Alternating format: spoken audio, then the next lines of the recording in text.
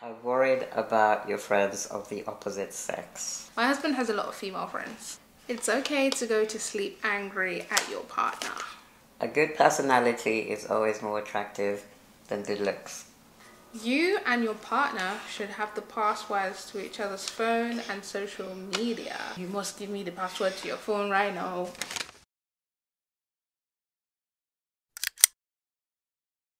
Hey CFam, and welcome back to the channel. I'm Mayfair. I'm Winston. And we are the Clements.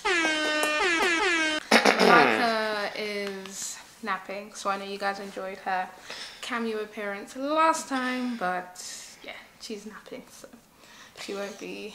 Hopefully she won't wake up before the Fingers end of crossed this before the video. end of the video. Even though I know there's people who are hoping that she does. But if you want to hear all of her ramblings, they're not ramblings, she does talk, then you can check out our last video where she actually says hi CFam, and it was so cute. It's coming. Oh, Penguin's here too, actually. You're right. You're right. She said a lot of stuff in the last video, so if you missed that, go check it out. Check it out. And make sure you subscribe too. Do it! Because we have something really fun today. This is something that we've never done. I've seen it like on a couple of people's like YouTube channels. I thought this would be so fun to do. So we're going to be playing Agree to Disagree. And this would actually be a fun game to play like if you are a couple, or even if you have like friends. Like the other day when we went to our friend's house, we played a game and I thought games are just such a good way to like get to know each other better. So basically we have some questions in this jar. We're gonna take it in turns to pick out a question, and then we're either gonna put, it's a statement, so we're either gonna put that we agree, strongly agree, disagree, or strongly disagree. Should we just jump right in? Let's jump right in. Yes. Okay, first one. I have worried about your friends of the opposite sex. Ready? We're showing 3, 2, 1. Yes. We both said disagree. Yeah, we both said disagree. Speak on that. Yeah, I haven't. I won't put strongly disagree because I think before we got married, there was... My husband has a lot of female friends. What's up, ladies? How y'all doing? Hi.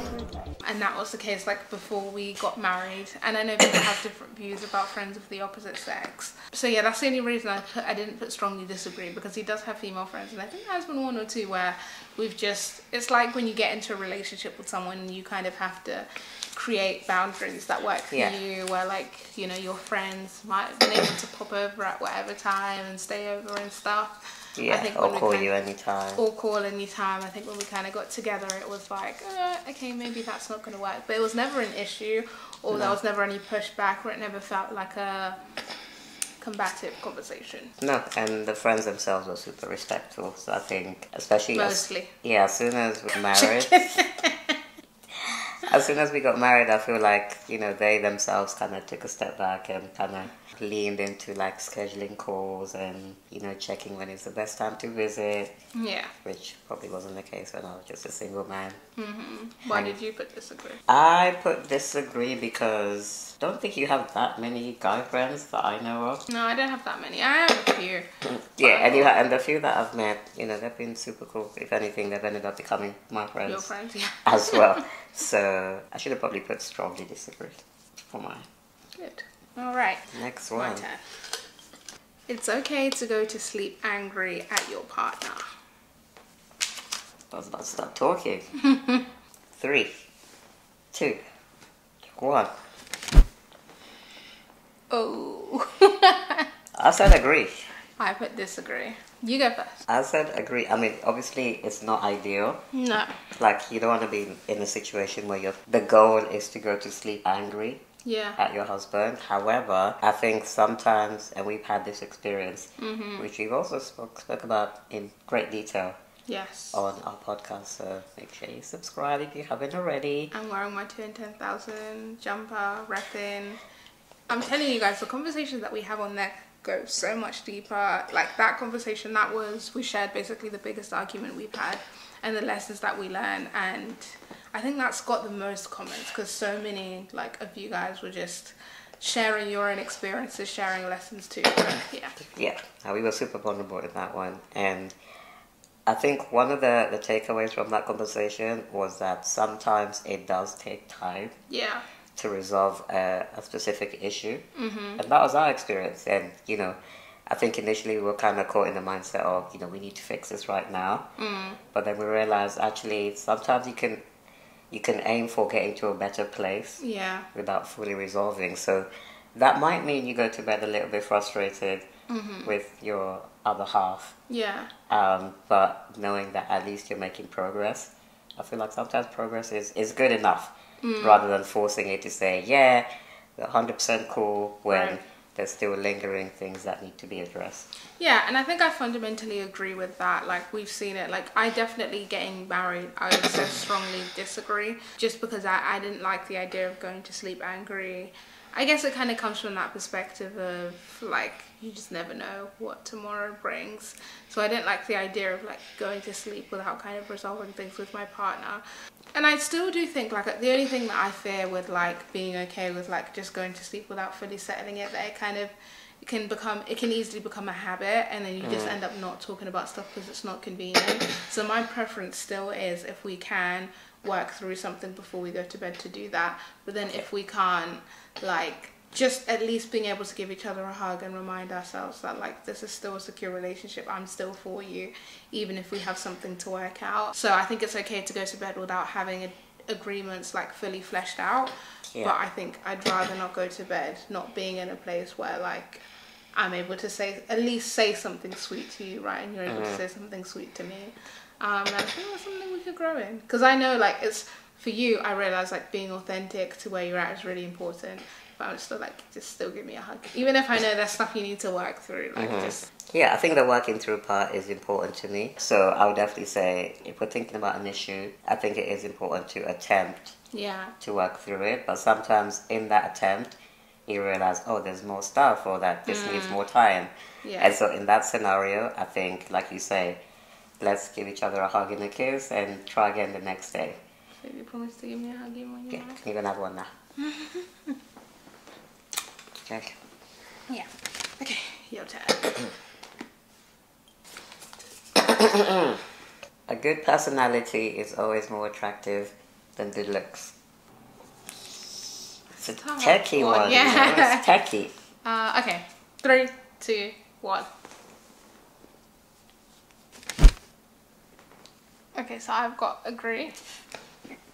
I've got disagree. Disagree. Okay. And I don't know, I was really on the fence with this one. Same.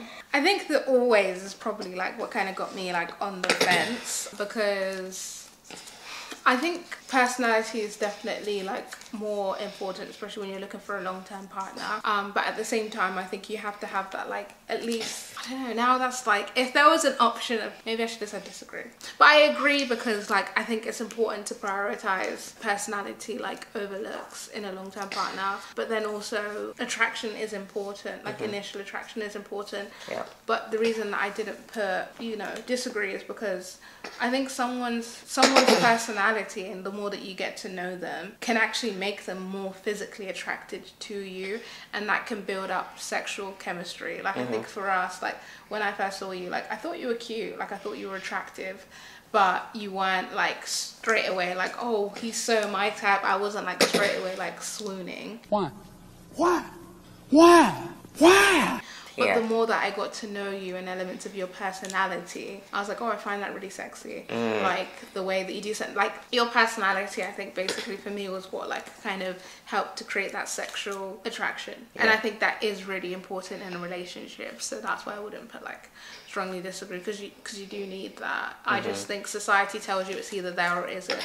But I think that it can grow and develop. And in the same way, you could have two people who are physically so attracted to each other, like, they're both whatever, like, supermodels.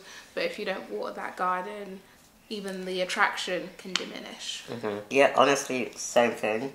I mean, I've got a different answer, but it's the same explanation. I think if there was a hierarchy, for me, it would be personality first and then looks, because, like you say, good personality or someone who has values and character, that can reveal attraction. Yeah.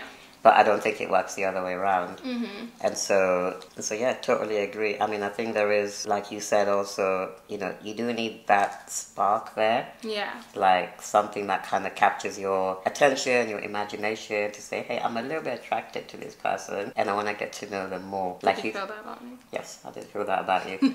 And so you kind of need a seed of attraction, I would say. Agree. And then the personality and the characters and the values, they will reveal it even more. Agree. Next one. Okay. Daycare is not an ideal option for young children. 3, 2, 1. Strongly agree. And I agree.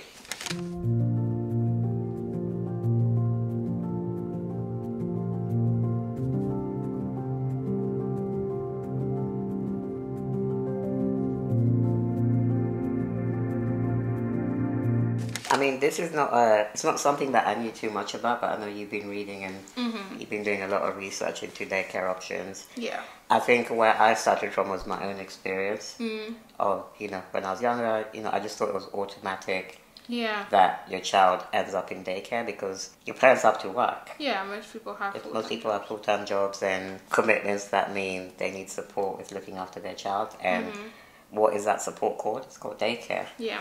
I think the thing that made me start to think differently is because we do not have conventional jobs, so we have to go out into the office, do a commute, and be away from the home all day.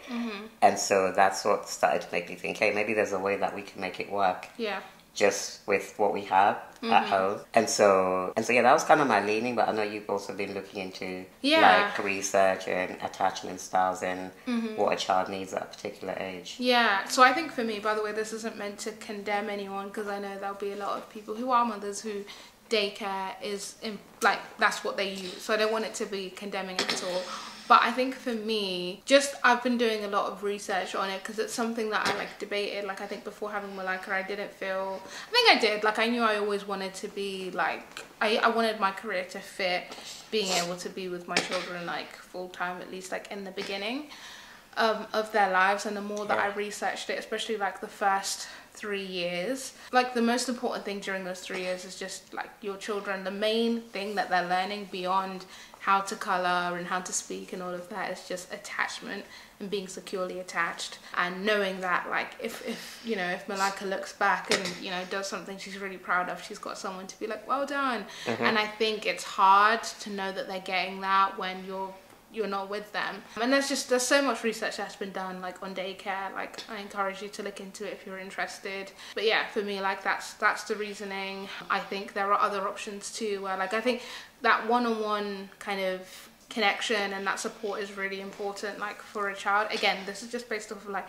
my research, and I think if you can do it, it's a really beautiful gift to be able to give your child. I know people argue for like the social aspect of daycare and they get to interact with other kids, but children don't really start even like playing with other kids in a real way until after 3, at which point they start kind of parallel playing, which is just they're both in their little worlds but just playing together at the same time. And there are like other like being more sociable. They can do that just as you go out to the grocery store, as they go to their doctor's appointments, or there are mummy and baby groups. Like me and Malika do music class together, which is a mummy and baby group. We go to library story time. There's so many ways that they can build that kind of social muscle. But again, the thing that I choose to prioritize in the first 3 years just off of research is attachment and making sure that she knows that we are here. I also do think it's important for mothers to get a break as well. So like we have a nanny, she comes in like when we need it. I think if you have family support around you, that's amazing. And again, if daycare is what you choose to do and that works for you financially and for whatever other reasons, I support that too. I think every family is different. Just for me, my personal conviction is that's not an ideal option. Yeah, nice. Just knowing what works for you. Yeah, as a family. All right, your turn. Okay. Oh, this one. Everyone watching should subscribe to our channel. Yesterday, you said tomorrow, so just do it! Do it! Make your dreams come true! Strongly agree with each other. Strongly. We strongly agree that we strongly agree with each other. So I suggest you do the needful. Hit the subscribe button, right guys. now, right this second, guys. If you're a silent watcher, you've been watching us for some time and you haven't hit subscribe, then what are you doing? And also the new subbies, welcome to the family. I think there's been quite a few people that recently started watching, so yeah, we appreciate if you're new, drop in, say hey, see fam. Yeah, let us know your name if possible. I always like to reply and like actually use people's names when I reply, so yes, let us know your name. All right, last one. You and your partner should have the passwords to each other's phone and social media. Whoa, calm down, Jamal. Ooh, this could get controversial. I've got to agree. I've got to agree as well. Cool. Look at us on the same page. On the same page. I think generally, definitely, like if you're married, because the only reason I didn't put strongly agree is because if you're not married and you're in the early stages of your relationship, this may not apply. And also, I don't think it should be like, give me the password to your phone right now. And it should be like a big, huge thing. But I know for us, I don't even remember a time where we haven't had each other's like passwords. Yeah, and there was never really a conversation about it. Yeah, and it's not in like a controlling way where we were like, oh, you must give me the password to your phone right now. Because we're now together. I need full access. And no, it was just like, oh, okay, we've got nothing to hide. Like if I need to like text someone back and I'm busy, I'll just be like, babe, can you text this person back? Like if I need to post something on Instagram, like for work or whatever, I'll just be like, oh, like log into my account. Or, you know, I'm barely on Instagram like right now, but if I need to check messages, I'll just ask my husband like, hey, can you just check if I've got any like important DMs to reply to? Because I think it kind of it just breeds trust, right? Like it leaves, I think, as much as you can, like you want to just eliminate any room for things to grow, because I think we're all humans, like at the end of the day, and it's so easy to be like, oh, I'd never do that, or engage in anything that's like inappropriate, but like we're human beings, so I think what we try and do, rather than rely on like will, is just not put ourselves like in situations that, you know, anything can whatever like happen. Like I think you just have to do best practices. So yeah, it's what we do. It's not like a big deal. You ain't got nothing. I ain't got nothing to hide, unless I'm not trying to plan a surprise for you, which is when it gets techie. Yes, it has created some challenges. Yeah, techie. Yeah, I agree. For us, it happened organically. There was never like a big conversation about sharing passwords, and I think we've always kind of leaned into sharing everything about each other with one another. Yeah. So I feel like it would be out of character for us to have this one thing that you don't know about. Like, you know, you don't know what's on my phone, but you know, we share bank accounts, we share a baby. We share a baby. So yeah, it's just been our culture from the beginning. Yeah. The other one that I was thinking of, which wasn't in our questions, and I was interested to see if you'd have a different opinion. Yeah. The location. I mean, we don't really do this. Because we share your location. Yeah, like we're pretty much together all the time anyway. Yeah. Well, sometimes. Yeah, I mean sometimes like we do separate things. Yeah, or you but go day shopping, to day. But 90% of the time we're probably together. Yeah. But would you view that any differently, or? I think for me, like I might, like I remember when I went out with my friend Kenesha when she was in town, I sent you like my location just like for safety. Yeah. I'd find it weird if it was like you always wanted to track my phone, but I wouldn't be opposed to it. I just think it's a bit like weird unless it's like for safety. But I guess it depends on the circumstance. Yeah, and it's just never been something that we've done because we don't spend extensive time apart. Yeah. But I know there's couples who, like, if they work different jobs or whatever. Yeah, or someone's traveling for work. So you just have the location on just to make sure they got to work or wherever they were traveling to. So yeah, I guess it's just a use case that has to make sense for your situation. Definitely. And I think even if a couple did want to, like, you know, have that if someone's working away, like, no judgment. Like I think again, like you just want to create parameters where there's no room for distrust. Yeah, it helps. Use it. Definitely. Use it, guys.